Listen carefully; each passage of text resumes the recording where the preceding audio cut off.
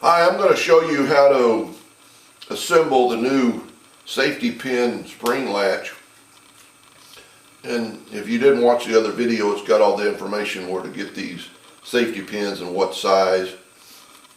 But you just take some angle cutters, wire cutters, and just snip off the head of the safety pin, and then these glass beads that are also on the other video.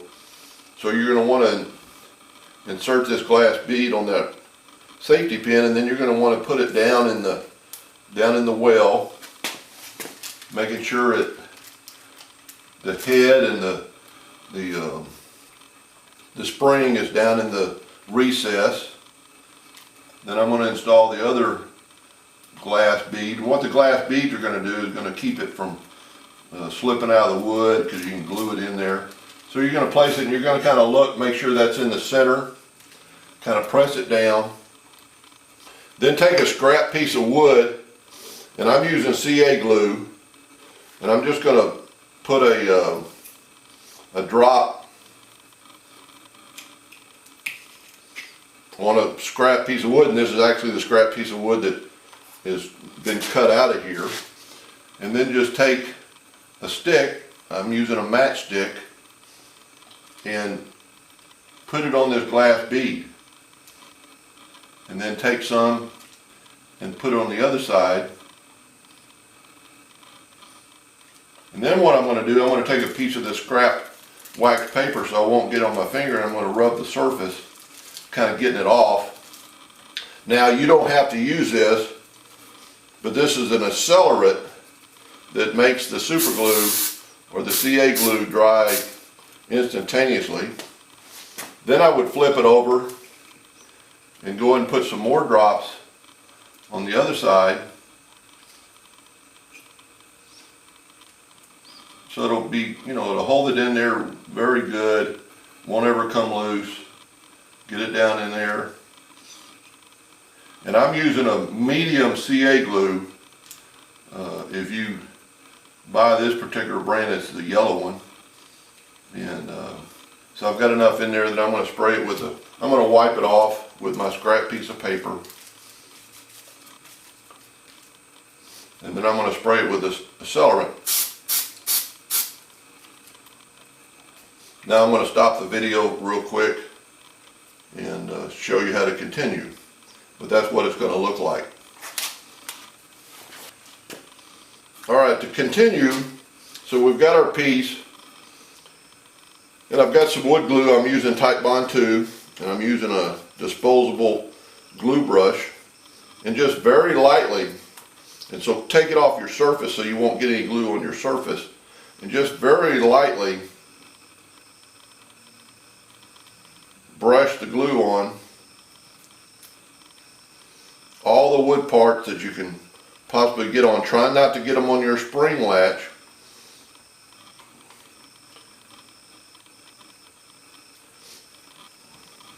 It doesn't take very much. You just want to make sure everything is covered, because it's so small and there's really not going to be any pressure on it. But just make sure you've got it completely covered. Then just kind of take your finger and wipe off the edge inside. Now I pre-sanded the inside face of this, because you won't be able to sand it again. Now you just take your glue part and place it down on your piece. And this is where clamps don't really work. And you're just going to look at all four corners, trying to get them as close as you can, because you want the box on the outside, and I'm just applying pressure, and the glue is going to start actually setting. But if you put a clamp on here, it's going to move a little bit, so get it even. Maybe take your finger and wipe off the excess on the outside. It doesn't really matter, but we've got it pretty good. Now I'm going to take a piece of wax paper, a little block of wood, and I'm going to put a weight. I'm going to let it sit there for about 15 minutes. The weight is acting as my clamp, but it's not affecting it won't move the parts. Alright, so we've let it dry, and you could actually sand off, if you have any CA glue on the surfaces, probably need to sand it off so the wood glue can adhere better. Now, I finished pretty much everything with a Danish oil, and once you put this piece in, you can see through it. So we want that wood to have a little bit of finish on it, and there's really no way to get it on there. So I'm going to take some of the finish, try not to get it on your glue surface, and you can go all the way to the edge because you won't be able to get it later. And you're basically just trying to get the part you can see through it. And then just take another little rag and wipe that off. You could let it wait a little bit, but you're not going to be able to see this very much anyway. So wipe it off and it'll be basically dry. Then take your glue brush again and do the same thing to this side, keeping in mind not to get any glue on your spring. The wood part, the spring itself, is now hidden under that other layer. And like in the other part, it doesn't take very much glue, but you do want all the wood to have glue on it, so it does attach very good, so it won't come loose.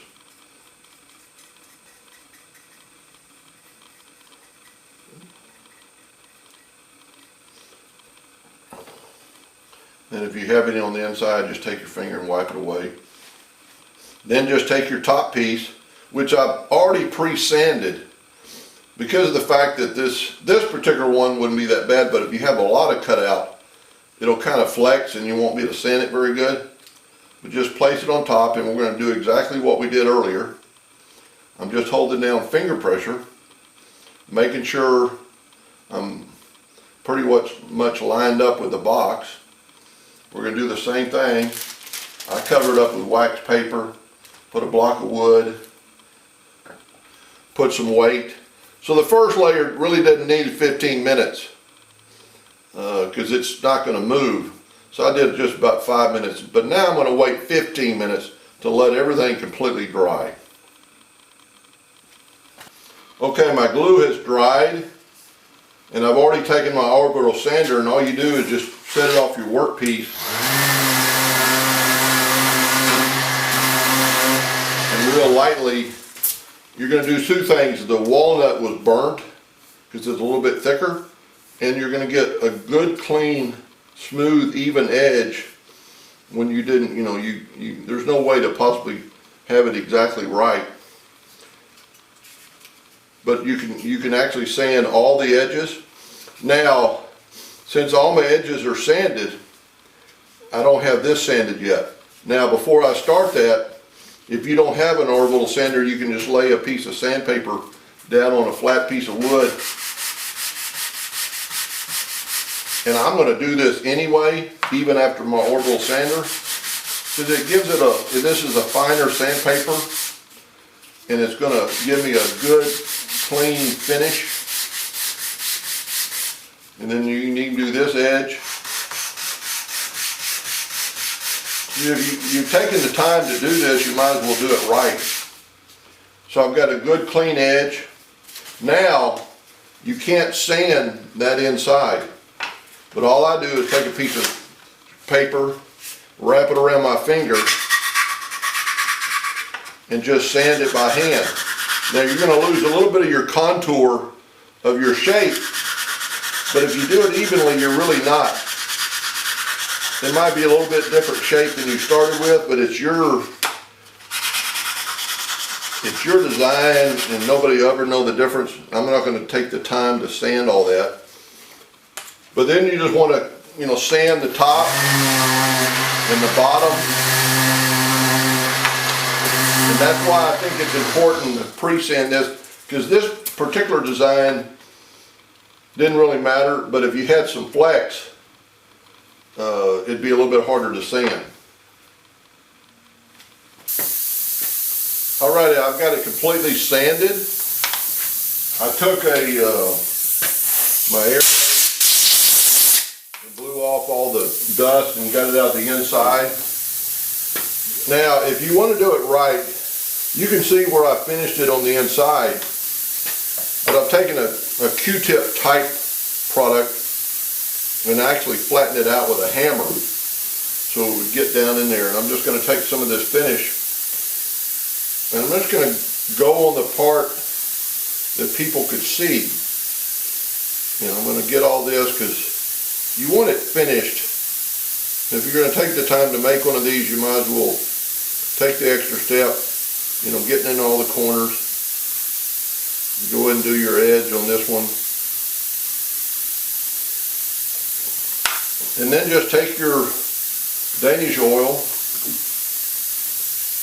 and just cover the whole piece. And if you can see that walnut, look at the walnut now, what the finish does.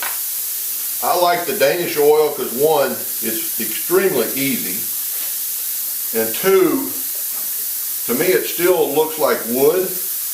It doesn't make it like plastic.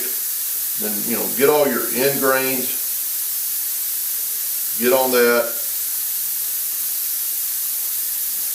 Now normally I would wait, you know, 30 minutes. If you were going to do a bigger piece, the can says put it on for 30 minutes, then put another coat for 15 minutes. But on a small piece like this, you could probably get away with one coat, but I would let that dry. But for the video, I'm not going to. Then I'm going to take a drier piece of cloth, and I've got some finish down in the crack of the design, so that's probably the only flaw with this. But you could take your piece and knock some of that away, or you could take your compressed air and just blow that finish away.